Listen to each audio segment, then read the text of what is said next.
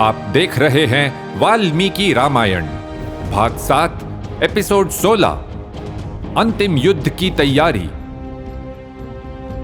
लक्ष्मण जी ने इंद्रजित को, लंका के युवराज को मार दिया था।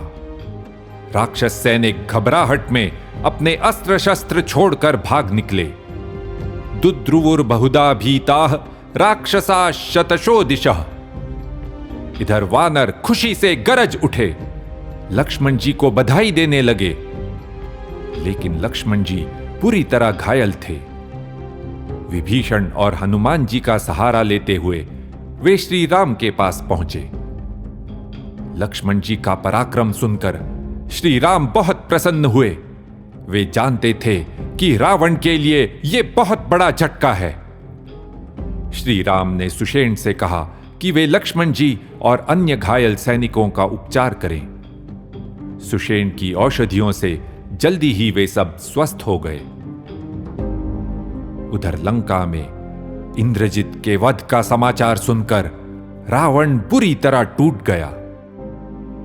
पहले तो वो शोक से मूर्छित हो गया। जब उसे होश आया तब फूट फूट कर रोया।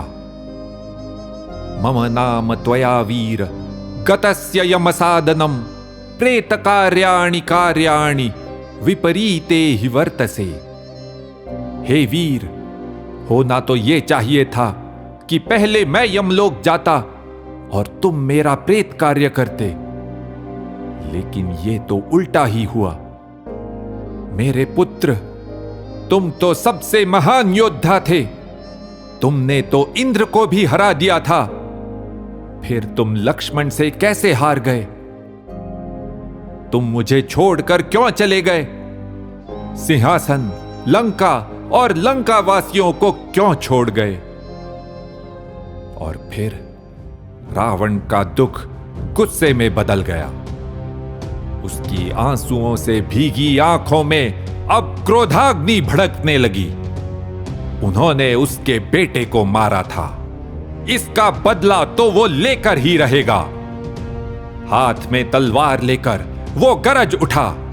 इंद्रजित ने तो सीता को मारने का नाटक ही किया था, मैं उसे सच में मारूंगा। लेकिन उसके एक मंत्री सुपार्श्व ने उसे समझाया, राक्षसराज, आपने तो वेदों का अध्ययन किया है, वेद विद्या व्रत स्नातः, फिर आप एक स्त्री के वध के बारे में सोच भी कैसे सकते हैं? हे शूरवीर, अपना क्रोध अपने शत्रु पर ही उतारिए। रावण हताश था। वो जानता था उसे अब क्या करना है, लेकिन इंद्रजित की मृत्यु के दुख से अभी वो बाहर नहीं आया था। पास खड़े राक्षसों को उसने आदेश दिया, तुम सब तुरंत युद्ध भूमि में जाओ और वहां केवल एक ही लक्ष्य रखो, राम का वध। मैं थोड़ी देर में आता हूं। राक्षस सेना फिर वानर सेना से भिड़ गई। अनेक राक्षसों ने श्री राम पर वार किया, लेकिन श्री राम इतनी तेजी से बाण चलाते कि राक्षस उन्हें देख भी नहीं पाते थे। वे केवल उनकी बाण वर्षा का संहार देखते रहे। इस संहार का समाचार लंका तक पहुंचा। अब तक लंका का हर परिवार किसी न किसी को खो चुका था। घर घर में राक्षसियां विलाप कर रही थीं।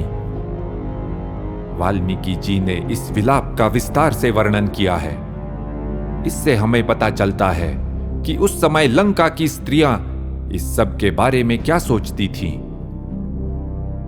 लंका की स्त्रियों ने इस दुर्दशा के लिए केवल 2 लोगों को दोषी ठहराया, शूर्पणखा और रावण।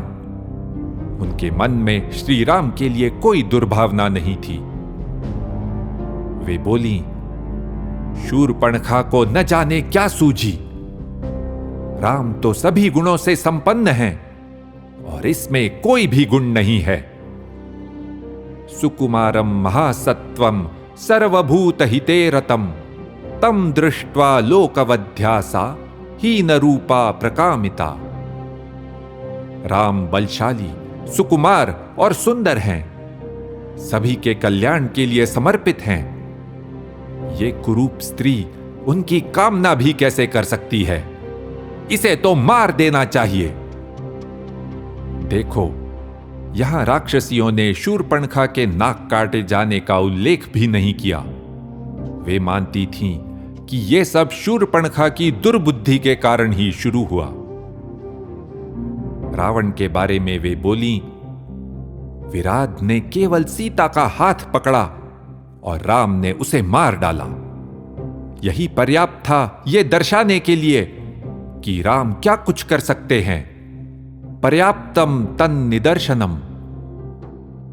फिर राम ने जनस्थान में खर और उसकी पूरी सेना को भी मार डाला। लेकिन रावण तब भी समझा नहीं। उसने राम से लड़ाई मोल ली। रावणस्यापनीतेन दुर्विनीतस्य दुर्मतेः अयन्निष्टानको घोरः शोकेन समभिप्लुतः। इस घमंडी और मूर्ख रावण की गलती के कारण हम पर यह घोर संकट आया है। काश रावण ने विभीषण की बात मान ली होती। उधर युद्ध में स्थिति लगातार बिगड़ रही थी। इसकी सूचना रावण तक पहुंची। अब उसे स्वयं ही रणभूमि में उतरना था।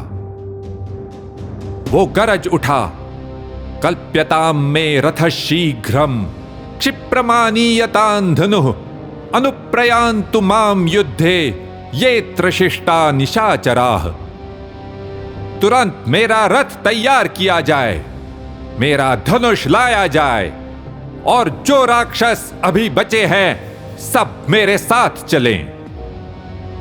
रावण को अब तक कई झटके लगे थे, लेकिन उसने अब भी हिम्मत नहीं छोड़ी। रावण अभी हारा नहीं था। इति ह आस। ऐसा ही हुआ था।